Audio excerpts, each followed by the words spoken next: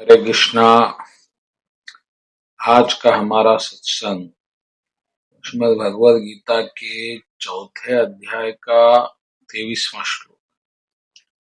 कृष्ण कह रहे हैं, गतसंगस्य मुक्तस्य ज्ञानावस्थित चेतसा यज्ञायाचरताः कर्म समग्रम प्रविलीयते। बहुत ही इम्पोर्टेंट श्लोक। भगवान कृष्ण का क्या तात्पर्य है?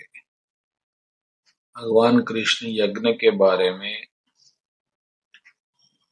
कह रहे हैं। तो पहले आपको ये पता होना चाहिए कि यज्ञ क्या है। यज्ञ का अर्थ होता है समर्पण। हमारे कर्म के फल को जो हम समर्पित करते हैं, देवताओं को, देव को, देवियों को, अपने पूर्वजों को, ये सब यज्ञ कहा जाता है। तो यज्ञ कैसा करना चाहिए?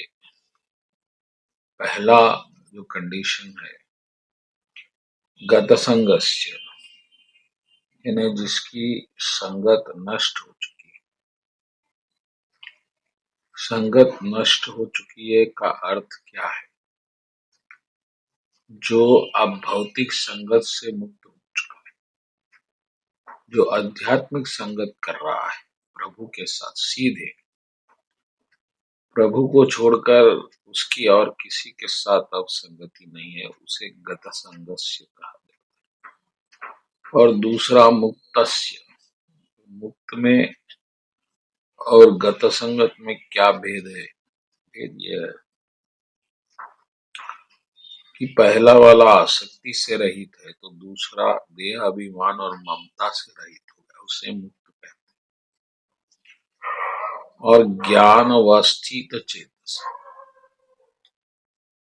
जो ज्ञान में स्थित हो चुका है। और ज्ञान क्या है? ज्ञान यही है कि आप प्रभु के अंश है और प्रभु आपके केंद्र है, यानी प्रभु आपके पिता है, आप उनके पुत्र है। यही ज्ञान। इस ज्ञान में स्थित होने वाला यज्ञायाचरताः, इसके साथ यज्ञ करता हुआ कर्म समग्रम प्रविलीयते, वह अपने यज्ञों के साथ ही कर्मों को, उसके कर्म का फल यज्ञों में विलीन हो जाता है। और विलीन होने से वह कर्म के बंधन से मुक्त हो जाता है।